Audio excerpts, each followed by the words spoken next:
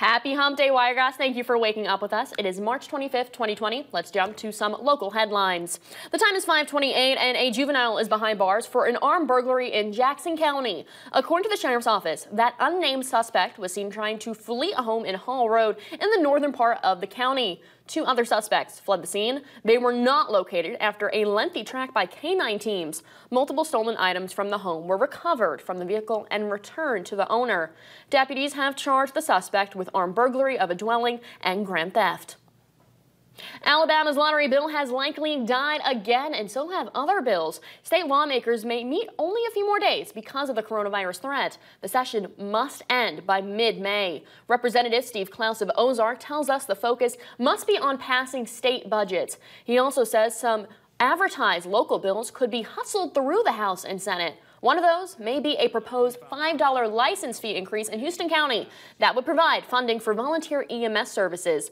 Besides the lottery bill, an effort to legalize medical marijuana is also in deep trouble, and so is a measure that would keep violent offenders awaiting trial in jail.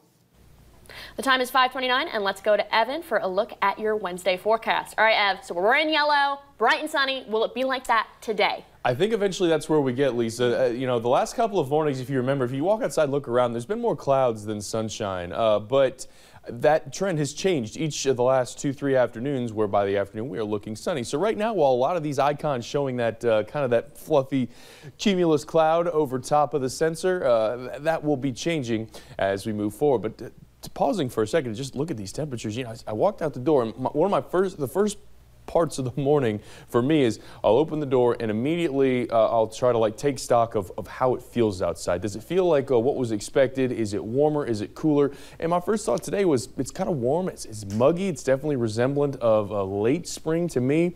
But that can happen down here even in March. Now it feels kind of like the presence of rain is around, and it is. It's north of here, but no rain at this time across southeast Alabama. And there's really not a major threat of showers here later on today. Just some cloud cover around for the start of the morning, all the way to mid-morning, and then turning partly cloudy this afternoon with highs in the middle 80s. And we stay warm all week long as those temperatures range from 87 to 89 degrees. I mentioned earlier, I'm going to hold off on that 90 for at least now. And then as we head into the weekend, some slightly cooler temperatures along with a few showers.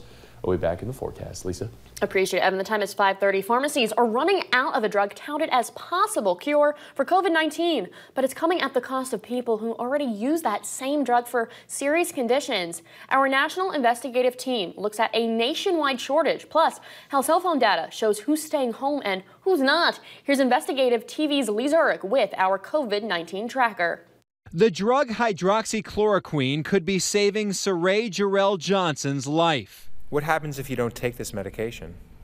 I have no clue because I've been a model patient for 10 years. Johnson has lupus. The drug reduces flares, but Johnson only has an 18-day supply left. So there are people with lupus who have a 3-month supply right now. I don't have a 3-month supply. So I asked, can I buy a second month? And they were like, we are all out. We do not know when we're going to get this next shipment. Doctors are testing whether this same drug can help sick patients battling coronavirus. That's led to pharmacies across the country running out of the drug. Some states have issued executive orders limiting the distribution or dispensing. We're hearing that there have been instances where prescribers in some hospital pharmacies have been prescribing these medications as a prophylactic drug or a preventive medication, and it's creating shortages in the supply system. We contacted 100 pharmacies this week, 2 in every state, in big and small towns, to get a sense of supply. More than half are out of hydroxychloroquine. Most said they didn't even know when their suppliers would have it back in stock. Some of the reports from the states indicated that doctors were prescribing for themselves and for their friends and stockpiling the medications. You have reports of that's happening? Yes, we do. So you literally have people who are, getting prescribed this medication, not taking it, but just holding it just in case they need it later? Yes, sir. The United States now has more than 50,000 confirmed positive cases of coronavirus. As of Tuesday, 16 states have shelter-in-place orders.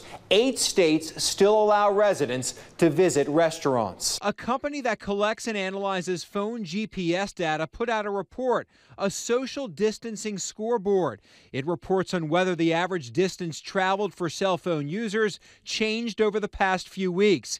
In some states it has. In Alaska, movement is down 52%. Louisiana and Michigan, 45%. But in other states, there appears to be less self-isolation. Iowa residents' movement is down 29%, Tennessee 27%, and in Wyoming, residents there have no change in distance traveled. That was Lee Zurich reporting. Some states and pharmacy boards are looking at ways to regulate the drug that's in short supply. Looking at the latest numbers from around the world this morning, there are over 423,000 cases, with the highest number in China, Italy, the U.S., and Spain. As of today, over 108,000 people have recovered from COVID-19, including more than 60,000 in the Hubei region of China and more than 8,000 in Italy. And here's how you can protect yourself from catching the disease. Wash your hands with soap and water for at least 20 seconds. Use a hand sanitizer with at least 60% alcohol if soap is not available. Try not to touch your eyes, nose, and mouth. And most important of all, avoid close contact with sick people. The coronavirus pandemic is causing problems for almost everyone around the country, but where do you go to get your questions answered? Phones have been ringing non-stop at Wiregrass 211. Last week's calls were 300% more than usual. Whether you have questions about the coronavirus or unemployment or other needs, Wiregrass 211 is helping you find the answers. Just like any business right now, Wiregrass 211 is also taking precautions as several of their call specialists are working remotely. If you need help and do not know where to go during this time of need, the 24/7 call center has you covered. All public playgrounds in Dothan are closed. That includes small ones like this one, Ramsey Park on Virginia Avenue.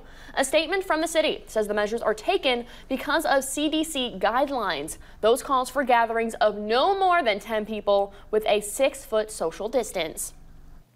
Many parents are being forced to homeschool their children, but there are resources out there that can help you. One is called homeworkalabama.org. You go to the website and you will quickly see just how many free resources you and your kids can use while quarantined and at any time. Once you go to the website, you'll see a list of different modules. Kids can get help with homework by setting up live sessions with tutors. There's also a writing lab that you can send in essays that may need some tweaking. That's available 24/7 with 12-hour turnarounds.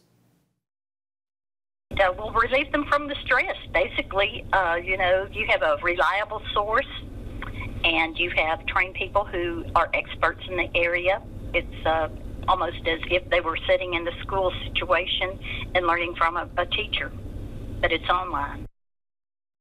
And if you do find yourself out of a job, Career Alabama can help. You can search for open positions and it walks you through cover letters and resumes.